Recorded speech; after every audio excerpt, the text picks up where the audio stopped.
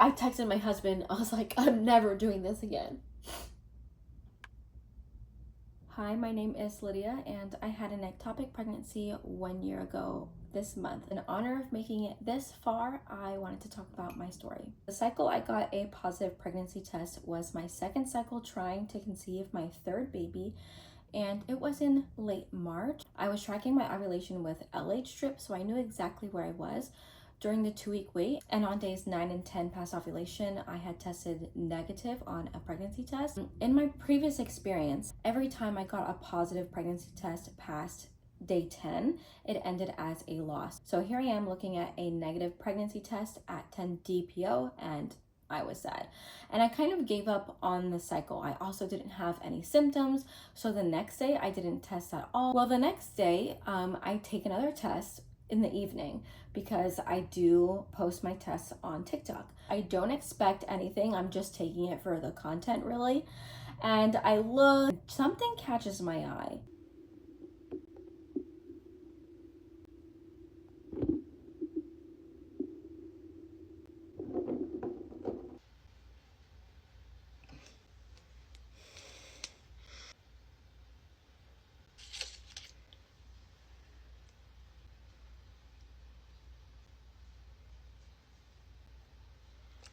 There is the faintest line on this test, and my heart drops. It was the first time I had ever been surprised by a positive test. With my other 2 pregnancies, I had felt kind of bad leading up to my positive test. I felt pregnant. I knew that I was pregnant before I saw the positive test, but this one caught me by surprise because I did not feel pregnant.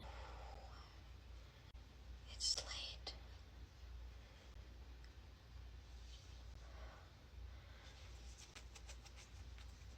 Is it gonna work? In the days leading up after that, my tests were not getting darker, really.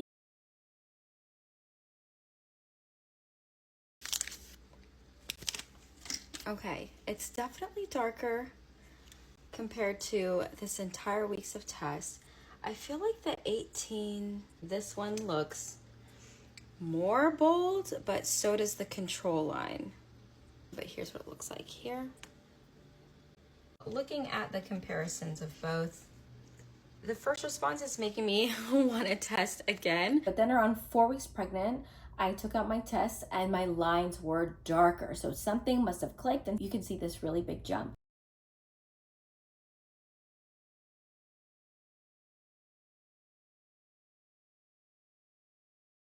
So I was reassured by that. But during that week, I didn't really feel pregnant. I did start to feel like I was a little bit bloated. And at this time I was taking out my kids. They were ages 2 and 3 at the time. I was taking them out for walks in the stroller. And I would say like at 4 weeks plus 4 days, I felt like kind of like a cramp, but it was like in the middle. So it didn't raise alarm bells, but I just thought, oh, just normal pain when I was walking, but then it would subside. And then a couple days later, I started to feel kind of tired, really tired. One of the most important signs, actually, that I forgot to mention, didn't click to me until like I was in the ER. At 10 days past ovulation, I had this really intense and painful shooting pain down my left leg. Now, I had gotten like sciatica before, but just like 10 times worse. Like it was very painful, and I couldn't like walk it off or shake it out really for like 20 minutes straight. Like it was bad. But then it subsided. Turns out now I know that was implantation in my tube. And that sharp pain that I felt, my OB had told me it was the blood irritating the nerve ending back there, and that's why I had the pain. Now I'm starting to like accumulate some strange symptoms. I felt kind of bloated. I had some weird, sharp cramp in the center, and then my fatigue was like getting worse. I felt weak. I was like kind of dragging. These symptoms kind of stayed steady for a bit, and then at like 5 weeks and 3 days, I felt my left arm my like left hand and pinky go numb. So it kind of felt like I had like a Charlie horse here, and it felt really slow and it hurt. And I wasn't doing anything at the time. I was just eating and watching a show. This doesn't feel right. It didn't feel like my other pregnancies. And I also didn't feel like, I only felt halfway pregnant. I'm starting to get nervous. I texted my husband. I said, hey, I think I need to go to the doctor. Like, I think I need to go. Before I texted him, like my heart was like, I was like flustered. And I do get anxiety attacks, so I know how to manage them. You know, I try to breathe through them. I try to calm down. But this one, I couldn't get it to come down. Like my heart was just going and I couldn't settle. No matter what I did, resting or walking, like, and I also felt bad. I just was like, it took so much energy to just get up. So now I'm like panicking, waiting for my husband to come home. The anxiety's not going away and I'm just irritable now. But I just knew in this moment that something was wrong. So finally it's like 9:30 at night and I leave my husband, I go to the hospital, and the first thing I say to the ER lady, I'm like, hey, I'm here to rule out an ectopic pregnancy. I go into triage. I tell the nurse what's going on. Also, I had spotted 2 days before this. I forgot that. I am spotting. It is brown. I was pretty sure I saw something last night when I was going to bed. Just really tiny. I noticed the smallest bit of color when I went to the bathroom. Very tiny. And then I went to bed. And then this morning on the wipe, I had more. It was still brown, which indicates that it is old, but it's never a great feeling. So I was spotting. It wasn't a lot, but it did start. So at like 5 weeks plus 1 day, I had like brown spotting. At 5 weeks plus 2, that brown changed to like pink. And then at 5 weeks plus 3, it did start to get red. And it wasn't a lot. It was just on every wipe at this point, which is also one of the reasons why I'm like, something's wrong. So I did explain to her that I did start spotting a little bit. So now I'm in the bed waiting for the doctor to come in, and I decide to go to the bathroom. Luckily, it's right there, and it's pain. It was like, it felt like burning, like crampy burning. And that's not something I had experienced up until that point. I was like, oh, this is definitely a bad sign. Like, this never happened before. The symptoms seem to start getting worse at this point. Like, I don't really have like consistent pain. I don't remember. Just accumulation of all these things. So I'm sitting in the bed. They order an ultrasound. They were having trouble getting my blood work, so that's taking a long time. She does the abdominal one first, and I'm looking at the screen waiting for like to see something, and I didn't really see anything. Like, I thought I might have saw, but I wasn't sure. So then she asked to go in with the wand, and she does. And she's looking around. She's not saying much of anything. And I just, as each minute ticks by, second, I'm just like, oh my God, this is just not happening. It was awful. She brings the wand out. Blood. The wand is red. I clean myself up, and I just know that this is not going to end well. So then the doctor comes back. We were able to get my blood work, and he says, the blood test came back and you are pregnant, but we don't know where it is.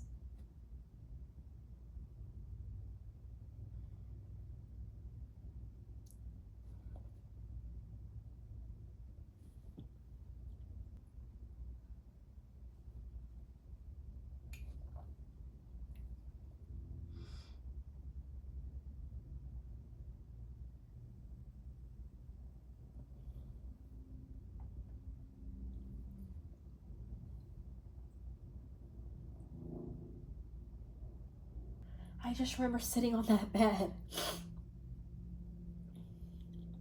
just so devastated and so scared for the 2 babies that I had at home. Like, I just remember feeling so much regret for like trying to get pregnant. Like, why would I do this?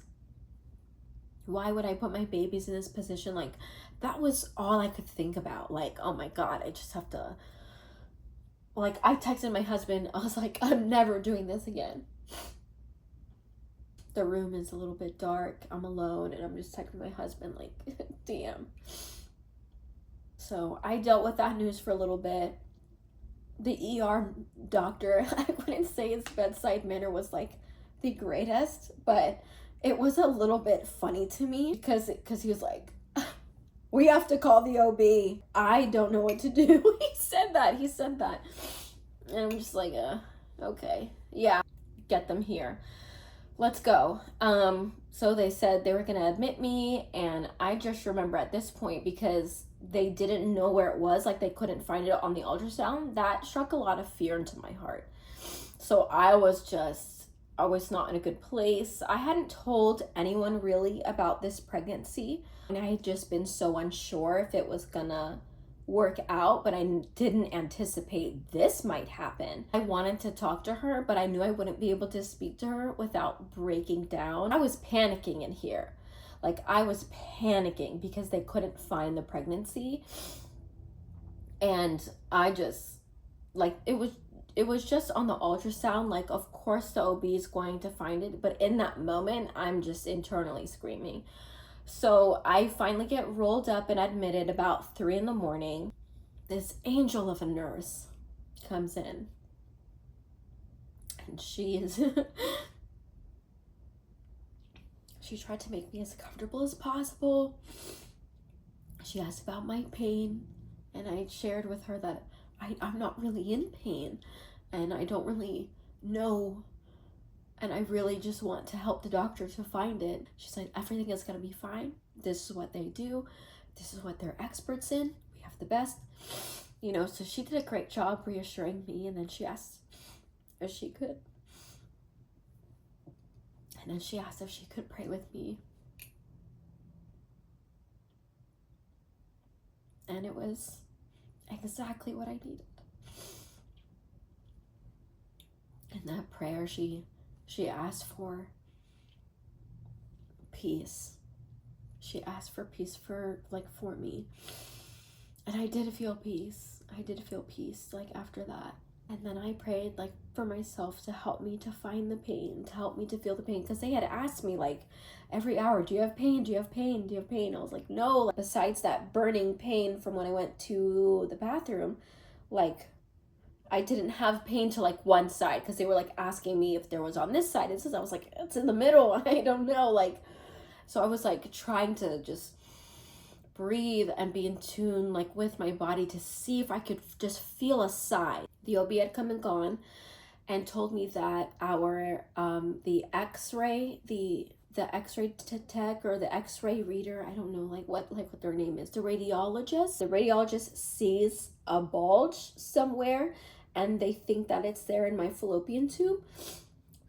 So she feels confident that they can go get it. She said she was gonna look around and see if they see a pregnancy in the right place, that of course that she would leave it, but if they do find it, then she would help me to resolve it. She was very cool, calm, and composed, and I really liked her. I had not slept at all. It's like 5 a.m. now, and I feel pain. And I feel the pain on my left side. I was like, and I was just so grateful. And then weirdly, the nurse had come, and I was like, I feel it on the left side. She's like, okay, I'll tell the doctor. Finally felt confident enough to call my sister and let her know what was going on. And I called her, immediately broke down. Just tears. I couldn't even like say. I just remember her being like on the phone. And just like, I had to like, there was just nothing. It was just silent. They come in, they're telling me to put all these wipes on. They're telling me to put my valuables in this bag, and like Julie's on the phone. I'm like, it's a hot mess. But the man was really just understanding. I'm just so grateful for like the professional calmness of everybody there, because I'm like falling apart. And everyone's like, it's okay. It's okay. I mean, thank God. Thank God. Next thing I know, I wake up totally fine. I wake up good. I'm woozy. The doctor came back the next night because she was on night shift. She came back at like 7:30, I think, because I was in the hospital during that day. I was having some issues with low blood pressure, so they wanted to keep me an extra night. I think they might have sent me home if like my vitals were good, my platelets looked good, my hemoglobin looked good. They were confident that I didn't have any internal bleeding after the surgery, but my blood pressure was like too low for them to be like, you're okay, like you are good to go. My surgeon came in, going over the surgery. My left fallopian tube was very large. She said it was probably hours away from rupturing. So she did remove the fallopian tube along with the pregnancy. You had heard of other people who have ectopics and everything can be resolved with meds or they can save a year or two, but mine did not. So that was not something specifically I was prepared for, even though she did say that she would do her best to save everything. But I did let her know, even before that whatever she needs to do is okay. But coming out to the reality of losing that left fallopian tube was a much harder blow for me. She said, you know, you are young, you can still get pregnant. It might take a little bit longer, but in 2 months, if I was ready, I was clear to try again. I was just so grateful in that moment to just even be hearing any of this. You know, because what I heard was, I'm going to be okay and I'm going to go home to see my babies. And that was good. I would say that my recovery went well. I think I was able to leave the next day. It's kind of foggy. It was either the next day or the day after. I'm not sure. But I came home. I did have some issues with some of the medicines. They were a little bit too strong. I did end up scaling back on pain meds, like probably about half by like the second day that I was home. And I spent most of my time sitting out on my porch with my flowers and my babies and my husband, just breathing in the fresh air, watching the moon. I'd say I'd spent the first 2 months just focusing on mental, physical, and spiritual recovery from the ordeal. All that happened in the middle of April, and then I would say by July, I was ready to be up and moving and active again. So instead of trying to conceive again, I decided to spend a couple months to physically build my body back, get stronger, to feel lighter. I did lots and lots of walking. I eventually started running, doing some 5Ks. By the end of summer, I started testing my hormones, and I was able to find out that my estrogen was really high, progesterone was really low. We had my AMH tested. It was a little high, 5.67. I had previously gotten alerts on my phone that some of my cycles were kind of being flagged for PCOS, but I always had regular periods and I would always ovulate and get it confirmed. Blood work is giving signs for insulin resistance. My estrogen levels were not optimal for egg quality, and my symptoms from that can mimic the PCOS. I had been working on my eating habits, reducing my sugars. I was active and working out almost every day. By late fall, I was starting to feel good, but my due date was coming up from the ectopic. My due date would have been like December 5th, and the holidays were coming in, and I